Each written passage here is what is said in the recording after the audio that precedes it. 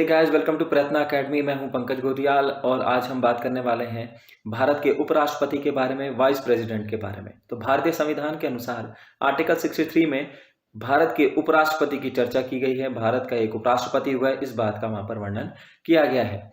उपराष्ट्रपति का पद देश का दूसरा सर्वोच्च पद होता है, यानी सब देश का सर्वोच्च पद या देश का पहला नागरिक राष्ट्रपति तथा देश का दूसरा जो सर्वोच्च पद होता है वो उपराष्ट्रपति का होता है। अगर हम आधिकारिक तौर पर देखें तो राष्ट्रपति के बाद ही इस उपराष्ट्रपति का नंबर आता है या क्रम आता है। उपराष्ट्रपति का पद अमेरिका के उपराष्ट्रपति की तर्ज पर बनाया गया है, यानी कि जिस तरीके से अमेरिका में उपराष्ट्रपति होता है उसी की तर्ज पर हमारे संविधान में भी उपराष्ट्रपति के पद को यहां पर रखा गया है। उपराष्ट्रपति का निर्वाचन, तो संविधान के आर्टिकल 66 में उपराष्ट्रपति के निर्वाचन की व्याख्या की गई है। कौन कौन से लोग हैं, कौन से सदस्यगण हैं जो उपराष्ट्रपति के निर्वाचन में भाग ले सकते हैं, पद्धति क्या होती है, इस सब चीजों के बारे में संविधान में बताया गया है आर्टिकल 66 के अंतर्गत। तो राष्ट्रपति की तरह उपराष्ट्रपति को जनता द्वारा सीधे नहीं चुना जाता बल्कि अप्रत्यक्ष विधि के द्वारा चुना जाता है। जिस तरीके से राष्ट्रपति का चुनाव होता है, अप्रत्यक्ष चुनाव होता है, उसी प्रकार से उपराष्ट्रपति का चुनाव भी अप्रत्यक्ष तौर पर होता है या अप्रत्यक्ष विधि से उपराष्ट्रपति को चुना जाता है। जनता के द्वारा इनको सीधे नहीं चुना जाता। अप्रत्यक्ष और प्रत्यक्ष का मतलब यह है कि जो प्रत्यक्ष चुनाव होते हैं जहां पर जनता खुद जाकर वोट डालती है वो प्रत्यक्ष चुनाव होते हैं, जैसे प्रधानमंत्री का चुनाव होता है। और अप्रत्यक्ष चुनाव वो चुनाव होते हैं जहां पर हमारे द्वारा चुने गए व्यक्तियों के द्वारा किसी व्यक्ति को चुना जाता है, वो अप्रत्यक्ष या अप्रत्यक्ष विधि का चुनाव कहा जाता है। उपराष्ट्रपति के चुनाव में संसद के दोनों सदस्यों के निर्वाचक मंडल द्वारा चुना जाता है। दोनों सदस्य जो संसद के दोनों सदन है, लोकसभा और राज्यसभा, दोनों के जो सदस्य हैं उनका एक निर्वाचक मंडल बनाया जाता है और उसी निर्वाचक मंडल के द्वारा उपराष्ट्रपति का निर्वाचन किया जाता है। संसद के निर्वाचित और मनोनीत दोनों सदस्य होते हैं। अब यहां पर हम राष्ट्रपति को भी थोड़ा रिवाइज करेंगे उपराष्ट्रपति के साथ साथ कि संसद का मतलब लोकसभा और राज्यसभा के निर्वाचित और मनोनीत दोनों सदस्य उपराष्ट्रपति के निर्वाचन में भाग लेते हैं। जैसे हमने राष्ट्रपति में पढ़ा था कि केवल और केवल कौन से सदस्य भाग ले सकते थे, निर्वाचित सदस्य भाग ले सकते थे, मनोनीत नहीं लेते थे। लेकिन उपराष्ट्रपति के निर्वाचन में निर्वाचित और मनोनीत दोनों सदस्य यहां पर भाग ले सकते हैं। दूसरा ध्यान रखने वाली बात है, इसमें राज्य विधानसभाओं के सदस्य शामिल नहीं होते। जैसा कि हमने राष्ट्रपति में देखा था कि राज्य जो विधानसभाएं थी वहां के निर्वाचित सदस्य और 2 केंद्र शासित प्रदेश है, दिल्ली और पांडिचेरी, वहां के निर्वाचित सदस्य यहां पर पार्टिसिपेट कर रहे थे राष्ट्रपति के निर्वाचन में, लेकिन उपराष्ट्रपति में उनको शामिल नहीं किया गया है। तो आप कह सकते हैं कि उपराष्ट्रपति के निर्वाचन में केवल और केवल संसद के सदस्य, दोनों सदस्य, ठीक है, निर्वाचित भी और मनोनीत भी उपराष्ट्रपति के निर्वाचन में पार्टिसिपेट कर सकते हैं। हालांकि डॉक्टर जो भीमराव अंबेडकर थे, इन्होंने राष्ट्रपति की व्याख्या करते हुए कहा गया है कि राष्ट्रपति का राष्ट्र का प्रमुख होता है और इसीलिए केंद्र और राज्य दोनों के प्रशासन की शक्तियां किसमें निहित होती हैं, राष्ट्रपति में निहित होती हैं। इस प्रकार राष्ट्रपति के चुनाव में संसद और राज्य जो विधायिका हैं उनके सदस्यों का पार्टिसिपेट करना अनिवार्य हो जाता है, आवश्यक हो जाता है। लेकिन उपराष्ट्रपति का कार्य क्या होता है, एकदम समान कार्य होता है, कोई इतना डिफिकल्ट काम नहीं है, एक सामान्य सा कार्य है। इसलिए राज्य विधायकों को यहां पर ऐड करना क्या है, सही नहीं कहा गया है, इसलिए इन्हें क्या कर दिया जाता है, निर्वाचन से पृथक कर दिया जाता है। राष्ट्रपति के चुनाव की तरह उपराष्ट्रपति का चुनाव भी अनुपातिक प्रतिनिधित्व के आधार पर एकल संक्रमणीय प्रणाली, सिंगल ट्रांसफरेबल वोट के आधार पर ही किया जाता है। जिस तरीके से राष्ट्रपति और उपराष्ट्रपति दोनों की जो चुनाव पद्धति होती है बिल्कुल समान होती है। अनुपातिक प्रतिनिधित्व या एकल संक्रमणीय मत हमने डिस्कस किया था लास्ट राष्ट्रपति का जब निर्वाचन है, वहां पर बहुत अच्छे तरीके से समझाया गया है। अगर आप इसे समझना चाहते हैं तो प्लीज उस वीडियो को देखें, वहां पर बहुत बड़े अच्छे से वहां पर डिस्क्राइब किया गया है किस तरह के, यानी कि यहां पर भी उपराष्ट्रपति में भी आपको क्या देनी है, वरीयता के आधार पर, प्रायोरिटी के आधार पर आपको क्या करना पड़ेगा, वोट देना पड़ता है। उपराष्ट्रपति के चुनाव से संबंधित विवादों की जांच व निर्णय उच्चतम न्यायालय द्वारा किए जाते हैं और उनका जो फैसला होता है, उनका जो निर्णय होता है वो अंतिम होता है। जैसे कि राष्ट्रपति के निर्वाचन में भी अगर कोई मामला आता है, कोई विवाद उत्पन्न हो जाता है, तो सीधे कहां रेफर किया जाता है? सबसे पहले सुप्रीम कोर्ट को, उच्चतम न्यायालय को भेजा जाता है आर्टिकल 71 के अंतर्गत। तो इस तरीके से राष्ट्रपति का क्या किया जाता है? निर्वाचन कर दिया जाता है। अब राष्ट्रपति पद के जो उम्मीदवार हैं, बनना चाहते हैं उपराष्ट्रपति, तो क्या योग्यताएं उन व्यक्तियों के अंदर होनी चाहिए, उन सदस्यों के अंदर होनी चाहिए? तो सबसे पहला, वो भारत का नागरिक हो, 35 वर्ष की आयु पूरी कर चुका हो और वो राज्यसभा का सदस्य बनने की योग्यता रखता हो। यानी ये 3 चीजें, और लाभ के पद पर ना हो, ठीक है, ये कुछ चीजें हैं, लेकिन सबसे इंपॉर्टेंट है कि 35 वर्ष की उम्र पूरी कर चुका हो और राज्यसभा का सदस्य बनने की योग्यता रखता हो। इसके अलावा उपराष्ट्रपति के चुनाव में सबसे पहले उस उम्मीदवार को या उस सदस्य को अपना नामांकन कराना होगा। नामांकन करने से पहले उसे सदन में 20 प्रस्तावक तथा 20 अनुमोदक होने चाहिए। प्रस्तावक मैंने पहले भी डिस्कस किया है। प्रस्तावक यानी किसी के पक्ष में बोलना, प्रस्ताव रखा जाना। अनुमोदक यानी जो उस प्रस्ताव का क्या करते हैं, समर्थन करते हैं, अनुमोदक कहलाते हैं। ठीक है, तो 20 प्रस्तावक और 20 अनुमोदक होने चाहिए। जिस तरीके से राष्ट्रपति में 50 प्रस्तावक 50 अनुमोदक हैं, उपराष्ट्रपति में भी 20 प्रस्तावक और 20 अनुमोदक होने चाहिए। साथ ही साथ भारतीय रिजर्व बैंक में 15,000 रुपए की जमानत राशि किसके द्वारा? उस उम्मीदवार के द्वारा जमा करा दी जाती है। और वोट न मिलने पर 1/6 यानी टोटल वैध मतों का 1/6 अगर वोट नहीं मिलते हैं तो उनकी राशि को क्या कर लिया जाता है? जब्त कर लिया जाता है। तो ये उपराष्ट्रपति पद की क्या होती हैं? योग्यताएं। उस उम्मीदवार में ये योग्यताएं होती हैं जो उम्मीदवार उपराष्ट्रपति के पद के लिए क्या कर रहा है? खड़ा हुआ है या उपराष्ट्रपति के पद पर लड़ना चाहता है। उपराष्ट्रपति की शपथ। तो यहां पर आर्टिकल 69 के अंतर्गत उपराष्ट्रपति अपना पद ग्रहण करने से पहले शपथ ग्रहण करेगा। कौन शपथ दिलाता है? तो उपराष्ट्रपति को उसकी पद की शपथ राष्ट्रपति अथवा उसके द्वारा नियुक्त किसी व्यक्ति के द्वारा दिलाई जाती है। या तो राष्ट्रपति दिलाता है, अगर राष्ट्रपति उस समय पर नहीं है तो राष्ट्रपति के द्वारा चयनित किए गए व्यक्ति के द्वारा उपराष्ट्रपति को शपथ दिलाई जाती है।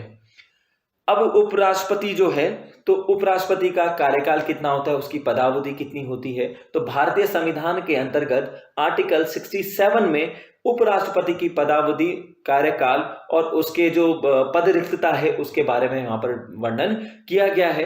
तो उपराष्ट्रपति की जो पदावधि है वो पद ग्रहण करने से 5 वर्ष, सामान्यतः कितने वर्ष तक होती है? 5 वर्ष तक होती है। वो अपनी पदावधि में किसी भी समय अपना त्यागपत्र किसे दे सकता है? राष्ट्रपति को दे सकता है। अपने पद से कार्यकाल पूर्ण होने से पहले भी उपराष्ट्रपति को हटाया जाता है। जैसे राष्ट्रपति को इम्पीचमेंट के द्वारा, महाभियोग के द्वारा हटाया जाता था, उसी प्रकार उपराष्ट्रपति को भी हटाया जाता है। लेकिन ध्यान योग्य रखने वाली बात यह है परीक्षा दृष्टिकोण से कि उपराष्ट्रपति को हटाने के लिए महाभियोग की आवश्यकता नहीं होती है। उपराष्ट्रपति पर महाभियोग, इम्पीचमेंट नहीं लगाया जाता है। राज्यसभा तो अगर इम्पीचमेंट नहीं लगेगा तो किस तरीके से उसके पदावधि या कार्यकाल से पहले किस तरीके से हम उसको हटा सकते हैं?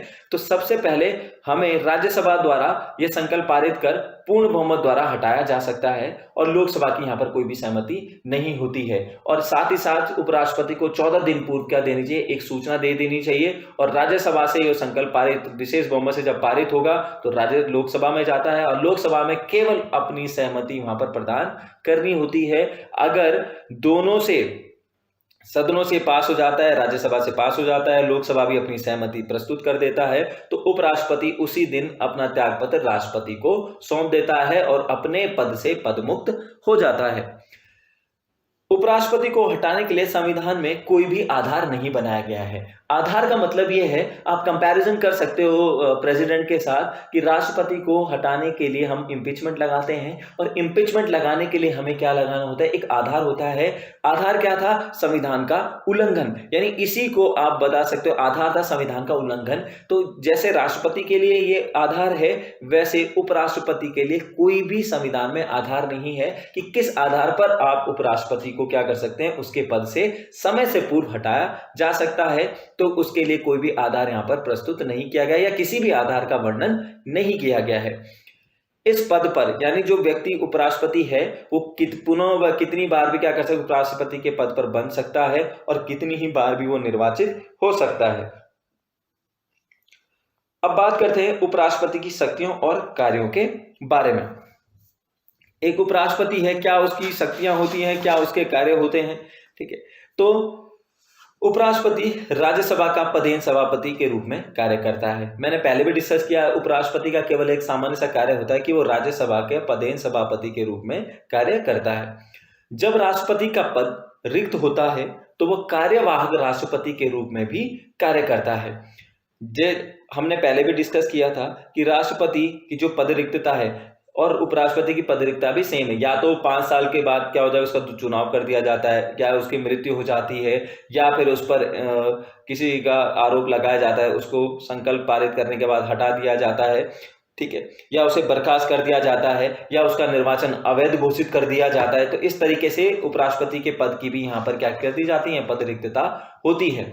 लेकिन जब राष्ट्रपति का पद खाली होता है तो उस समय जो उपराष्ट्रपति है कार्यवाहक राष्ट्रपति के रूप में कार्य करता है और उसे मिलने वाली जो साख सुविधाएं हैं, वेतन भत्ते हैं, वो राष्ट्रपति को मिलते हैं, वो उस समय उस व्यक्ति को भी मिलते हैं। यानी उपराष्ट्रपति का वेतन भत्ता उस समय उसे नहीं मिलेगा। कार्यवाहक राष्ट्रपति के रूप में अधिकतम 6 माह की अवधि तक वो कार्य कर सकता है। एक चीज ध्यान रखने वाली बात यहां पर यह है कि जो भारत का कार्यवाहक राष्ट्रपति है, यानी कि जो उपराष्ट्रपति है, जब वो कार्यवाहक राष्ट्रपति बनेगा तो मैक्सिमम 6 महीने के लिए ही बन सकता है। क्योंकि हमने कहा था कि राष्ट्रपति का जब हमने पढ़ा था वहां पर हमने डिस्कस किया था कि राष्ट्रपति का चुनाव यानी उसकी जो सीट खाली होने पर, उसका स्थान रिक्त होने पर, उसका पद का रिक्त होने पर हमें जल्द से जल्द 6 महीने के अंदर राष्ट्रपति का पद भरना अनिवार्य होता है। इसीलिए कार्यवाहक राष्ट्रपति 6 महीने की अवधि तक रह सकता है, मैक्सिमम 6 महीने की अवधि से रह सकता है, उससे ज्यादा बिल्कुल भी नहीं रह सकता है। अगर हम चलो डिस्कस करते हैं थोड़ा सा, अगर हम कंपैरिजन देखें, भारत और अमेरिकी उपराष्ट्रपतियों की थोड़ी सी तुलना करें तो इसमें जो अमेरिका का उपराष्ट्रपति है वो राष्ट्रपति का पद रिक्त होने पर अपने पूर्व राष्ट्रपति के कार्यकाल को शेष अवधि तक उस पद पर बना रहता है। ठीक है, ध्यान रखिए, शेष अवधि तक उस पद पर बना रहता है। लेकिन भारत में ऐसा नहीं है। भारत का उपराष्ट्रपति राष्ट्रपति के पद रिक्त होने पर पूर्व राष्ट्रपति के कार्यकाल तक उस पद पर नहीं रहता है। यानी कि सपोज कीजिए अगर 5 साल का कार्यकाल है, 3 साल में अगर अमेरिका के उपराष्ट्रपति की क्या हो जाती है, या वो अमेरिका का जो राष्ट्रपति है उसकी क्या हो जाती है, मृत्यु हो जाती है, या किसी कारण उसको हटा दिया जाता है, किसी भी कारण से वो पद खाली हो जाता है, तो बचे हुए जो 2 साल हैं तो उस 2 सालों तक वहां का जो उपराष्ट्रपति है वो क्या करेगा, कार्यवाहक राष्ट्रपति के रूप में कार्य करता है। लेकिन अगर भारत की हम बात करें, अगर कंपैरिजन करें भारत के साथ, तो 3 साल में अगर राष्ट्रपति का पद खाली हो गया है तो 2 साल तक भारत का उपराष्ट्रपति कार्यवाहक राष्ट्रपति के रूप में कार्य नहीं करेगा। वो कब तक करेगा, केवल 6 महीने, क्योंकि हमने पहले भी कहा है कि कार्यवाहक राष्ट्रपति जो अधिकतम 6 माह की अवधि तक कार्य कर सकता है। यानी 6 माह के अंतर्गत हमें भारत के जो राष्ट्रपति का पद है उसको फिलअप करना या उसको भरना अनिवार्य है। ठीक है, तो यहाँ पर थोड़ी सी कंपैरिजन आ जाती है किसके साथ, क्योंकि उपराष्ट्रपति हमने अमेरिका के उपराष्ट्रपति के तर्ज पर ही बनाया गया है। तो ये अगली जो कार्य और शक्ति है, जब किसी अवधि में कार्यवाहक राष्ट्रपति के रूप में कार्य करता है तो राष्ट्रपति से प्राप्त होने वाला वेतन भत्ता आदि उसको दे दिया जाता है। यानी उस समय वो जो राज्यसभा का सभापति के रूप में काम नहीं करता, वेतन भत्ते नहीं लेता, बल्कि देश के राष्ट्रपति के रूप में सारे वेतन भत्ते उसको मुहैया कराए जाते हैं। उपराष्ट्रपति से संबंधित कुछ मुख्य बिंदु हैं यहाँ पर, जैसे जो परीक्षा दृष्टिकोण से काफी इंपॉर्टेंट होते हैं।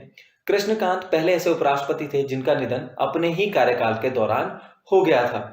पहले उपराष्ट्रपति जो कार्यवाहक राष्ट्रपति बने थे वो थे कौन से, वीवी गिरी। उस समय पर जब हमने कहा था जाकिर हुसैन की क्या हो गई थी, मृत्यु हो गई थी, उस समय कुछ समय तक क्या रहे थे, 1969 में कुछ समय तक वीवी गिरी क्या रहे थे, कार्यवाहक राष्ट्रपति रहे थे। बाद में हम राष्ट्रपति में डिस्कस कर चुके हैं किस तरीके से वीवी गिरी ने अपने त्याग पत्र दिया। एम हिदायतुल्लाह उस समय भारत के कार्यवाहक राष्ट्रपति रहे, वो मुख्य न्यायाधीश थे उस समय भारत के। लगातार निर्विरोध चुने जाने वाले उपराष्ट्रपति वो कौन थे, एस राधाकृष्णन, स्वामी राधाकृष्णन। ठीक, एस राधाकृष्णन निर्विरोध चुने जाने वाले उपराष्ट्रपति थे। पहला उपराष्ट्रपति जो राष्ट्रपति बना वो कौन थे? एस राधाकृष्णन, भारत के पहले उपराष्ट्रपति थे और आगे चलकर भारत के राष्ट्रपति भी बने। सर्वोच्च न्यायालय का वो न्यायाधीश जो उपराष्ट्रपति बना वो कौन था? एम हिदायतुल्ला। ठीक है, मोहम्मद हिदायतुल्ला थे जो सर्वोच्च न्यायालय में क्या रहे? मुख्य न्यायाधीश भी रहे और साथ साथ आगे जाने के बाद क्या रहे? भारत के क्या रहे? उपराष्ट्रपति भी बने। तो ये इस तरीके से आज हमने डिस्कस किया भारत के वाइस प्रेसिडेंट के बारे में। ठीक है, उपराष्ट्रपति के बारे में, कार्य शक्तियां, निर्वाचन, कुछ इंपॉर्टेंट पॉइंट परीक्षा दृष्टिकोण से वो भी देख लिए हमने। ठीक है, तो ये टोटल उपराष्ट्रपति के बारे में था। Thank you so much guys. अगर वीडियो अच्छा लगे प्लीज लाइक करें, शेयर करें और ज्यादा से ज्यादा सब्सक्राइब करें। Thank you so much.